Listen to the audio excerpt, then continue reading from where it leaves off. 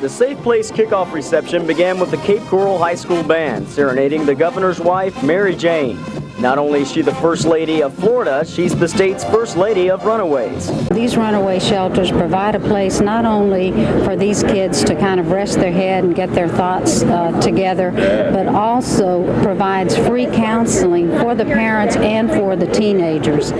The Safe Place program gives runaways an accessible place to go when they're in trouble or when they just need someone to talk to. Problems can range pretty dramatically from a child who gets a D on his report card and doesn't want to show his mom or dad to a child who may be abused and needs somebody else to go to. So the Safe Place houses offer a broad range of opportunities for children with any type of problem. Safe Place is a community involvement project. Once a troubled child walks through the doors of a business displaying the yellow and black sign, trained employees call the youth center.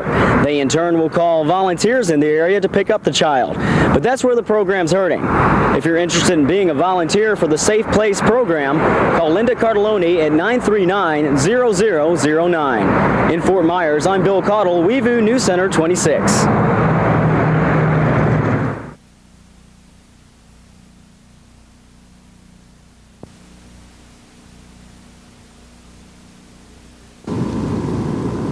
According to Code Enforcement Director Glenn Wilcox and Mayor Pro Tem Ann Knight, the streets of Fort Myers could use some cleaning up.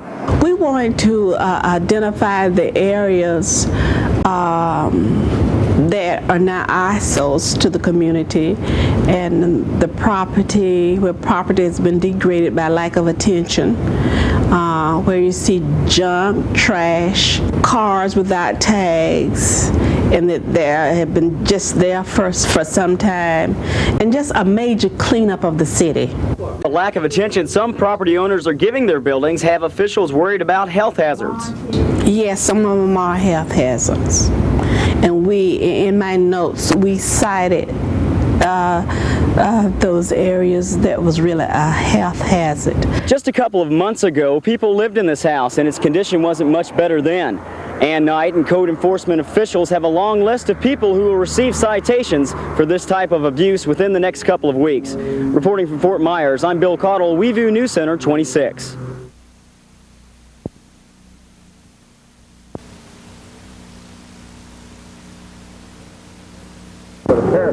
Thought he might have to put shoes on.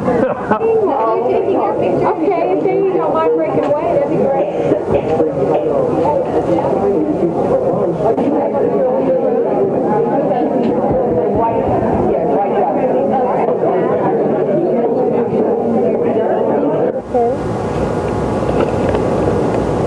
Summers to go back to school, there we go. For a year.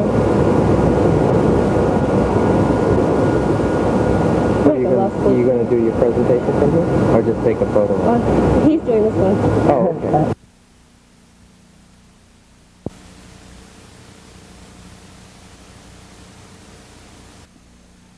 okay. He said he did not murder this woman, and they're not going to prove to you, beyond and to the exclusion of every reasonable doubt. My father did not know at that time that the stepfather and indeed leaves the house.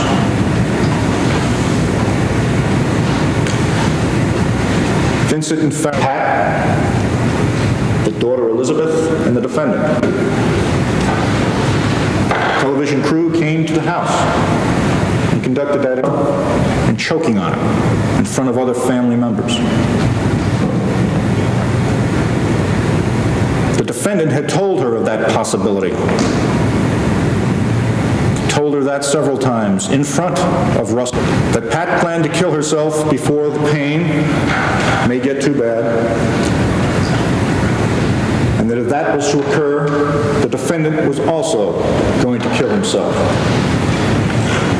The plan was an overdose of Linda Delman, took the prescriptions, went to a local drugstore, and filled those prescriptions. It was the understanding of Russell Delman at that time that these pills were to be used in the double suicide.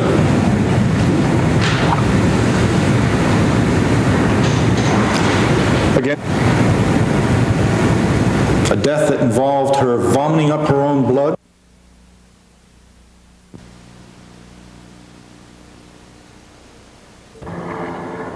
I'm Bill Caudle. The hit-and-run tornado ripped through McGregor Boulevard within 60 seconds. As quick as the twister did its damage, emergency personnel was in action. The twister hit about 1:30 Friday morning. 17 city and county agencies were on the scene within minutes, and the victims off McGregor Boulevard praised their promptness. Everybody was here within a matter of minutes. Florida Power and Light was here just working all night long. The sheriff's departments, I know they patrolled our street at least every 10 minutes to make sure that nobody was vandalizing, or if anybody was hurt, we could count on them right away. So I give them an A+ easily. With the heavy downpour that came afterwards, and they stayed on the job, it was, to me, was a great sign of community service. Even though property damage will cost millions, no one was hurt, and it was a good test for Lee County emergency personnel. It was an emergency, and it really gave us an idea of how good our procedures were, and everything seemed to work very, very well. When emergency crews arrived on the scene, they checked for injuries, the possibility of fire, and then property damage. The list of priorities would have been useless without the team effort. There are a lot of people both at the scene and behind the scene that all helped in sharing and making this a happy ending or a good ending. Even though no one likes to go through any type of disaster, Lee County residents can rest assured that their emergency personnel will be ready to run anytime, day or night. Reporting from Fort Myers, I'm Bill Caudle, WEVU News Center 26.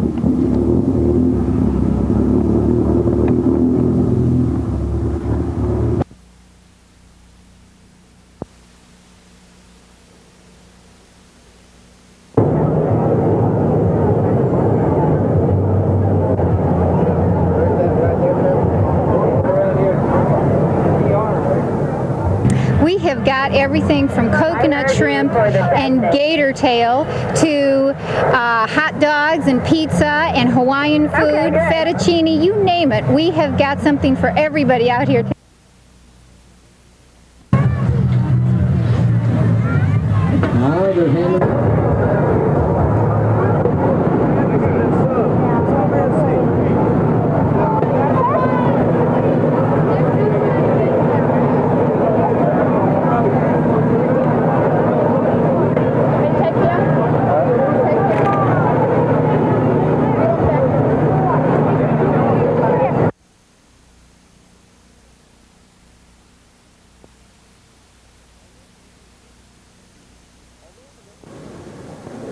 Although the number of black Lee County residents has increased since the last presidential election, the number of black registered voters has gone down. The decline in the number of black voters is largely the result of a purging of voter registration lists in January. Despite the numbers for the past year, community leaders have been pushing voters registration on the black community. We put on almost 2,000 people new registers over the 12-14 month drive. Our task forces went from door to door, as we refer to it in civil rights as sweeping the vote out. We were able to find everybody that had a voter's registration card, which was valid, and they were able to vote. Even though black community leaders were thrilled with the high voter turnout from wards 1, 2, and 3 in the Fort Myers city election, they still speculate why there was black voter apathy in the first place. A lot have to do with who's running. Many of people got turned off by the way the Democrat Party treated Jesse Jackson. That's played a part. Many of young blacks are turned off because they don't realize the price blacks my age paid so they could have their rights. In Lee County, black community leaders say interest in politics and the voting process is at an all-time high. They also say they're going to work hard to keep it there. Reporting from Fort Myers, I'm Bill Caudle, WEVU News Center 26.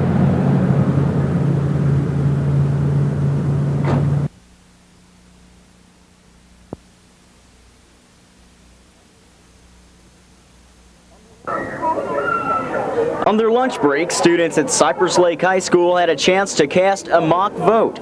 Social studies teacher Benny Dietz says the mock election could help curb future voter apathy. If I can get them to vote in a mock election and get interested in it now, maybe I can get some registered voters when they become 18 and get them involved in politics and use their given right to vote once they become of age. A majority of the student body took a special interest in the project. It's important to get involved with the election because you have to know what's going on in your country, and you can't be just sitting there going, well, I think I'll vote for this person because his name is spelled right. You have to know what their views are and what they believe in, because you have to vote for what you believe in and pick your representative that is the best for you.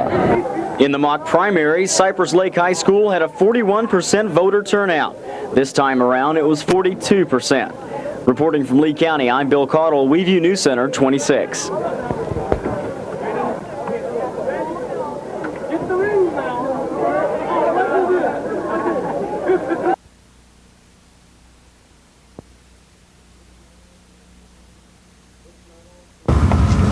This medal is presented on behalf of Lawrence English, Pete English, for service in the 8th Air Force, World War II. This lady and 6 other women like her received a special Prisoner of War medal today in honor of their husbands who have passed on.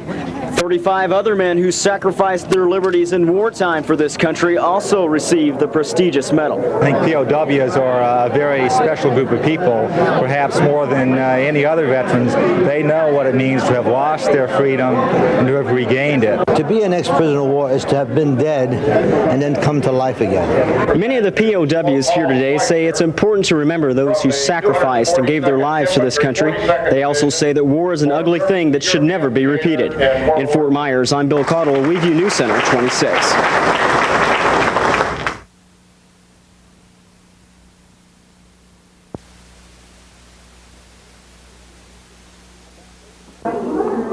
About 800 people filtered through the Southwest Florida Regional Medical Center today and received an up-close and personal look at what goes on behind the operating room door.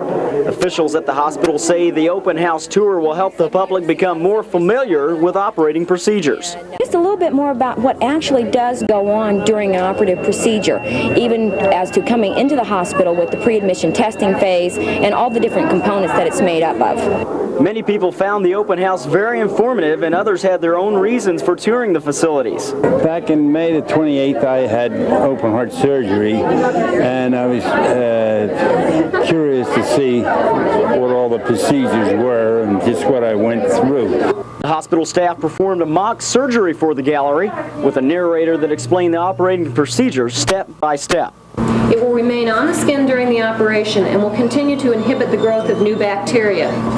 Besides the mock surgery, the public found the heart and lung machine and the 5-foot walk-through heart the most interesting displays on the tour. The staff at this hospital hopes that tours like this one will take the mystery out of surgical procedures. They also believe the educated patient is less likely to be afraid. Reporting from the heart of Southwest Florida, I'm Bill Caudle, WEVU News Center 26.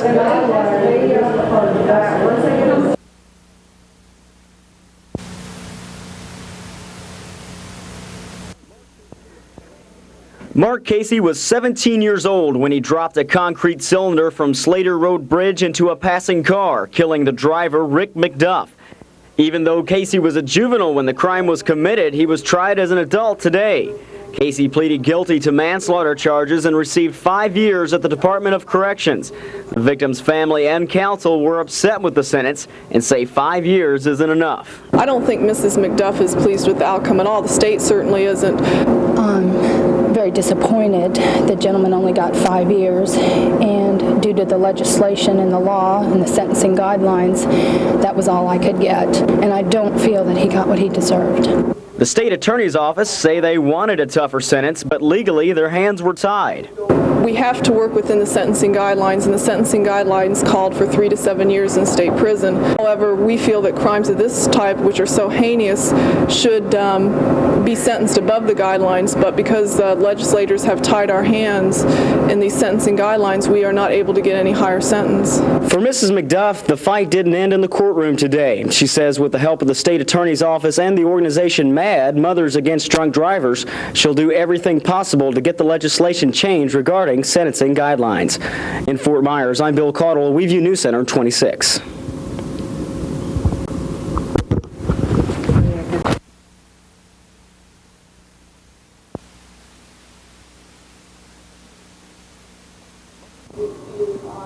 Monday morning, Mark Casey pled guilty to manslaughter charges for the death of Rick McDuff. Casey tossed a cement block from an overpass on I-75, which hit McDuff's vehicle, causing injuries which resulted in his death. According to the state's sentencing guidelines, Casey faced 3 to 7 years for the crime. He admitted his guilt and received 5 years, but the victim's wife felt the sentencing guidelines limited the prosecution's power. I hope down the road that we can change the legislation a little bit so that people like this can be punished because a human life was taken, and I don't feel that he got what he deserved. As a result of the state's sentencing guidelines, the state attorney's office feels the Casey trial is one of many injustices. There have been horror stories all last year. There's a movement aside to set the sentencing guidelines aside. But the bottom line is, if you want a criminal justice system that works, you've got to take the crook off the street once they're convicted, and you've got to put them away, and they've got to serve their time. It does no good to say, you've got 12 years or you have 5 years, when in fact, you know, well, I'm going to only serve a year, I'm going to serve 6 months. Then it's a joke. The sentencing guidelines were adopted to balance out sentences for similar crimes that occur around the state. But the state attorney's office feels the guidelines have turned into a tool to regulate prison overcrowding. In Fort Myers, I'm Bill Caudle, WEVU News Center 26.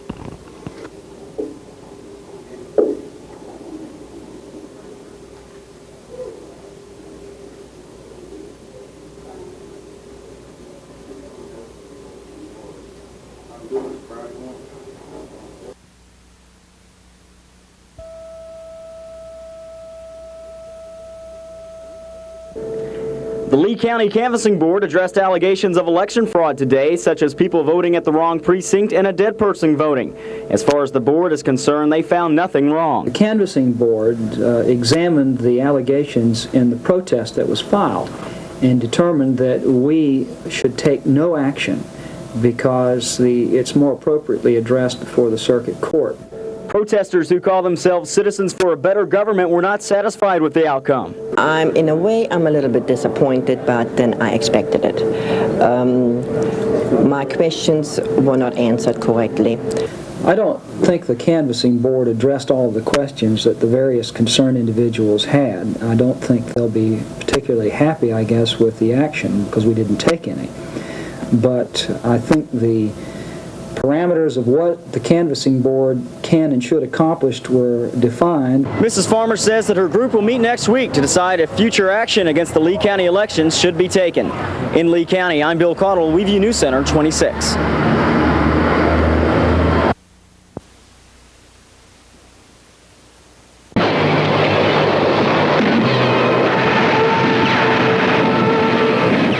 D-Day, June 6, 1944. American soldiers invade Omaha Beach. Cape Coral resident Werner Glaw was there as a private first class for the German Navy. He describes what the historic day was like from the other side. When I looked up, I seen the sky lit like it was daylight, even better. You could see everything. So we started to shoot, but what can you do with 88 guns against the battleships and cruisers? So then when we noticed we got attacked by little boats, little gunboats and PT boats, then we got hit and we had to abandon ship. While serving in the German Navy, Glaw received the Purple Heart and the AK-2 medal for saving 7 men during an airstrike. After the war, he came to the United States in 1956 and became an American citizen in 1964. How does it feel to be an American citizen looking back at the that you fought America? Yeah, that's what the general consul in Hamburg asked me already, and the vice consul, that was a lady, and she asked me, how you feel? I said, well, I didn't feel good, but what can I do? A war was there. I said I was a good German, and I will be a good American. That the war was there, I said nobody could be blamed for it, and everybody else is doing the same thing. Werner's wife, Tilly Glaw, lived in Nuremberg, Germany for 43 years. She recalls the air raids and the total destruction. Oh my goodness, not a lot of them, but the first was the 2nd of January 1945. The city was bombed 90%. And we had no more windows, we had no doors. The walls were cut. I could walk right over to the neighbor. We had no water, no light, no gas, and hardly anything to eat. Werner says he had to fight. He had no choice. And when he looks back at it, he says the war was silly and useless. In Cape Coral, I'm Bill Cottle, WEVU News Center 26. Yeah. It's bad that I don't have any.